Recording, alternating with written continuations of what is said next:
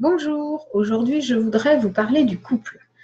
Je suis Patricia Leguadec, psychologue et coach depuis 15 ans. Je reçois à mon cabinet ou en ligne des enfants, des adolescents, des adultes, en individuel ou en couple.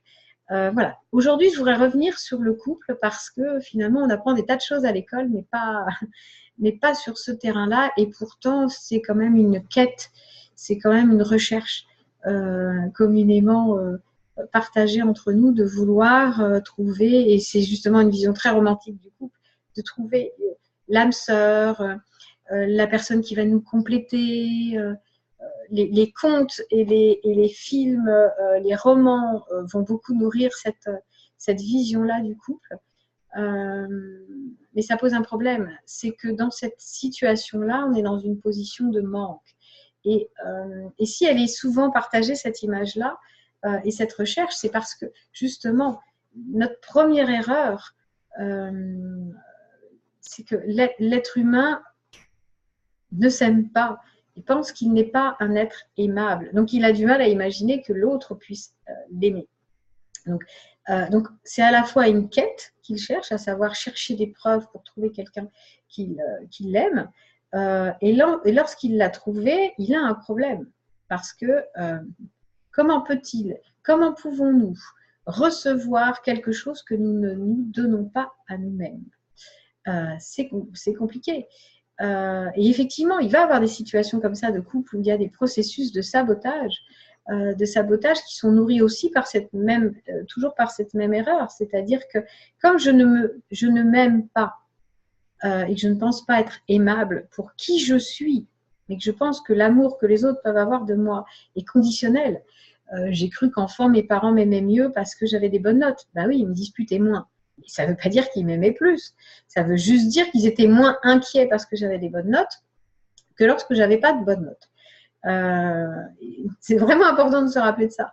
S'ils se mettent dans cet état-là, c'est qu'ils sont affectés, que ça veut dire qu'ils sont en train d'exprimer leur peur quand ils sont en train de nous disputer. Bien évidemment, quand on vit cette expérience-là, on n'est pas du tout en train de capter l'amour de nos parents. Et pourtant, c'est bien ça. Donc, dans le couple, on va se mettre à chercher des preuves. Mais qui dit preuve dit des expressions, des choses qui correspondent à ce que nous, on attend, à ce qui est pour nous une preuve d'amour. Mais si l'autre n'a pas la même façon d'aimer, il l'exprime différemment, il le montre différemment, eh bien, on ne va même pas le repérer. C'est comme ça qu'on se retrouve avec des malentendus et avec des couples comme ça qui s'éloignent en se disant « il ne m'aime pas, je vais me protéger, je m'éloigne ». L'autre en face est dans la même dynamique, il est aussi dans cette situation de manque, personne n'aime le rejet, il a aussi des doutes sur lui-même, donc il va s'éloigner. Et c'est comme ça qu'on se retrouve avec il ne m'aime plus, elle ne m'aime plus, est-ce que finalement je l'aime, alors que s'il y a bien une preuve, messieurs, dames, à retenir dans le fait que nous sommes des êtres aimables et aimés, en supposant qu'on en ait besoin de ces preuves-là, et ce n'est pas en supposant, puisque nous avons besoin de ces preuves-là, j'ai envie de dire, il y a deux choses. L'une, c'est que vous êtes vivant. C'est la preuve que vous êtes aimé. On sait aujourd'hui taper hospitalisme, Spitz, S-P-I-T-Z, c'est le premier psychologue qui s'est intéressé à ça.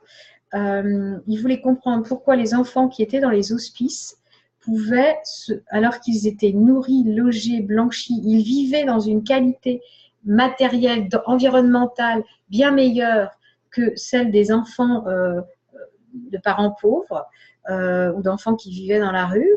Et pourtant, ces enfants se laissaient mourir. Et il a compris qu'en fait, ils étaient traités à l'unité, comme n'importe quel individu, entre guillemets. Il n'y avait pas de relation particulière, individuelle, du personnel encadrant avec ces enfants-là. Donc, le fait de ne pas être différencié, de ne pas avoir une relation particulière, ils n'étaient pas nourris de cet amour-là. Donc voilà, j'ai envie de dire, si aujourd'hui vous êtes en train de regarder cette vidéo, eh bien c'est que c'est une preuve que vous avez été aimé et que vous êtes aimé. Dans votre présent, dans votre couple, vous avez une preuve qui est toute simple, hein. Votre conjoint, il rentre à la maison. Ça veut dire que tous les jours, il renouvelle son engagement dans le fait de passer du temps avec vous, de partager sa vie avec vous. Et on n'est pas masochiste, hein. On partage du temps avec des gens parce qu'on se sent bien avec ces personnes-là, parce qu'on a une relation d'amour avec elles. Alors, elle peut ne pas être avec l'intensité ou la qualité qu'on voudrait, peut-être, ou avec la régularité, peut-être, enfin, à vérifier après le niveau d'engagement de chacun. Ça, c'est une conversation à avoir au clair. Mais en tout cas, l'autre aime.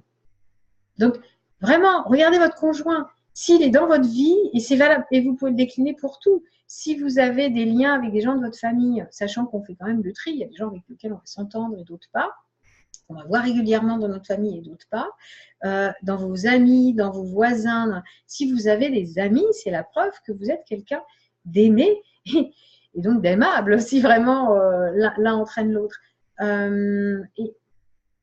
Et j'ai envie de dire, la première solution pour ne pas avoir de doute sur le fait que l'on est aimé et que l'on est aimable, c'est commencer à s'aimer, commencer à vous aimer tel que vous êtes, à ne pas mettre des conditions dans l'amour que vous avez vis-à-vis de vous-même, parce que tant que vous mettrez des conditions dans l'amour que vous avez envers vous-même, bah bien évidemment, vous imaginerez que les autres aussi sont sur la même dynamique et qu'ils ne vous aiment que si vous êtes gentil, que si vous faites ceci, que si vous faites cela, que si vous... Vous voyez ce que je veux dire? Donc, arrêtez ça, c'est une torture. Les personnes qui sont dans votre vie sont une preuve que ces personnes-là vous aiment. Donc, faites-leur confiance. Commencez à envisager que vous êtes une belle personne.